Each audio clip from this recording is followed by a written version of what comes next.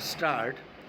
कुछ दिन पहले अपने फ्लैट से नीचे उतर रहा था तो देखा कि बाहर गली में एक लड़का प्लास्टिक की थैली में कूड़ा लिए खड़ा है। वह इधर उधर देख रहा था कि कोई उसे देख तो नहीं रहा।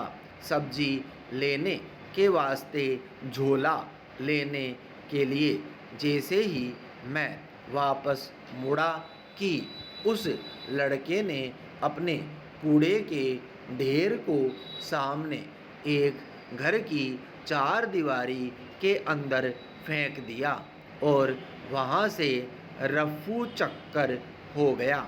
मैंने उसे आवाज़ दी लेकिन वह मोहल्ले की किसी दरवाजे के भीतर गुम हो चुका था।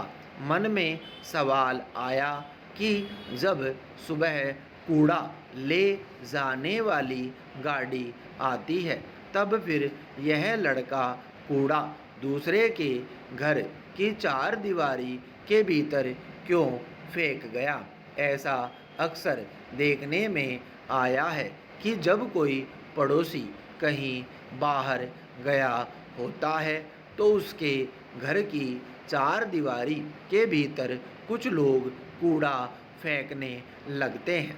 ऐसा लगता है मानो वह कचरा फेंकने की कोई जगह हो, जबकि अब आम तौर पर हर शहर के मोहल्लों में कूड़ा गाड़ी आने से पहले सीटी बजाती है और उसमें लोग इम्तिनान से अपने सूखे और गीले कचरे को अलग अलग करके रख सकते हैं।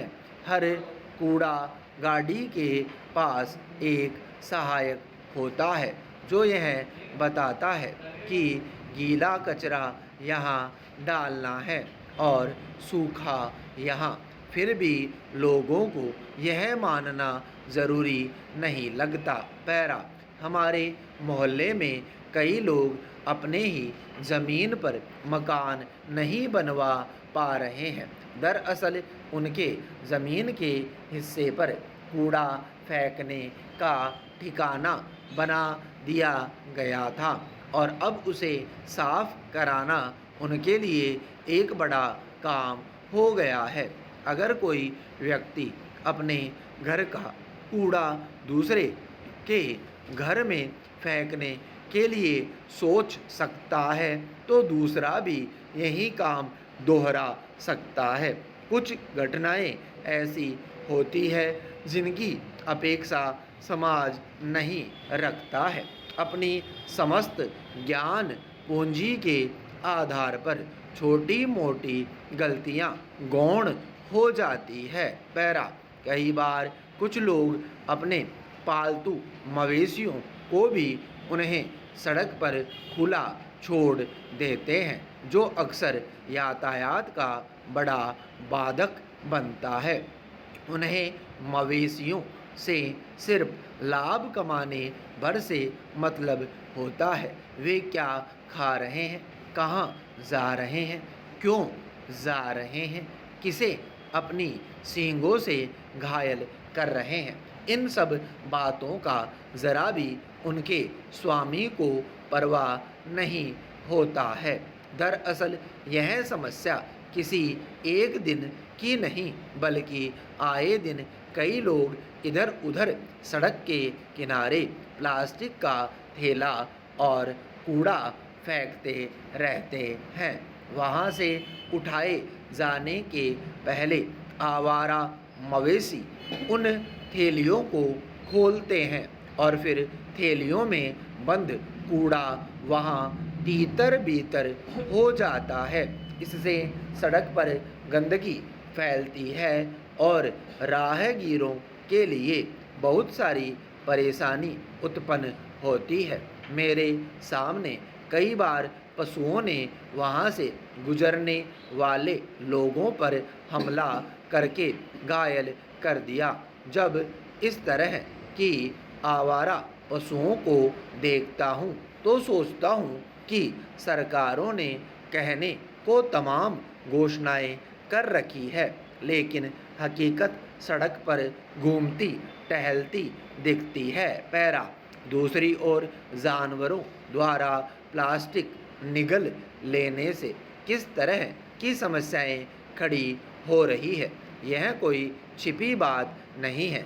तमाम पशुओं की मौत की खबरें आती रहती है, जिनकी मौत की वजह प्लास्टिक गटक जाना है। सभी जानते हैं कि प्लास्टिक पर्यावरण के लिए बहुत हानिकारक है। यह पशु पक्षियों और मनुष्यों के लिए दिन प्रतिदिन संकट बढ़ाता जा रहा है। बहुत सारे कचरा घर या कचरा जमा करने वाले केंद्र बनाए गए हैं, लेकिन हर जगह प्लास्टिक की उड़ती हुई पॉली बैग, थैले, खिलौने, रसोई के सामान बिखरे दिख जाते हैं। प्लास्टिक का आमतौर पर पुनर्चक्रण नहीं हो पाता है, इसलिए आवासीय आबादी के बाहर ठोस कचरे के साथ उसका निपटान किया जाता है। जिस प्लास्टिक में हम कूड़ा इकट्ठा करते हैं और कूड़े को इधर उधर फेंकते हैं, उससे स्थानीय वातावरण बुरी तरह प्रभावित होता है, जिसके शिकार हम खुद भी होते हैं। पैरा भागम भाग वाली जीवन शैली की आगे बहुत सारे लोगों का कूड़ा कई दिनों तक घर के किसी कोने में या किचन में सड़ता रहता है। उससे अजीब दुर्गंध आती रहती है। इससे उस जगह रहने वाले व्यक्ति की श्वसन प्रक्रिया भी प्रभावित होती है और फेफड़ा संक्रमित होकर वात, पित्त और कफ से भर जाता है। कंठ अवरुद्ध हो जाता है और सांस लेने में कठिनाई होने लगती है। सर्दी, जुकाम, बुखार और थकान हवा में घूम रहे सूक्ष्म तत्व भी कई लोगों को संक्रमित कर देता है और उन्हें धीरे धीरे खोखला बना देता है। पैरा सवाल है कि आखिर हम कूड़े को लेकर इतने निरपेक्ष और असंवेदनशील क्यों हैं? जिस जीवनचर्या में लोग अपने को बहुत महत्व देते हैं, उसी का किस्सा कूड़े का सही तरीके से निपटान करना भी है।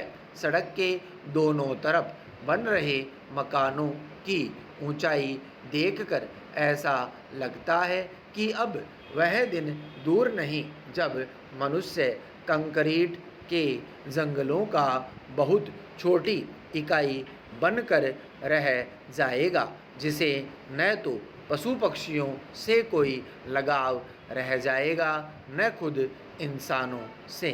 विराम स्टॉप।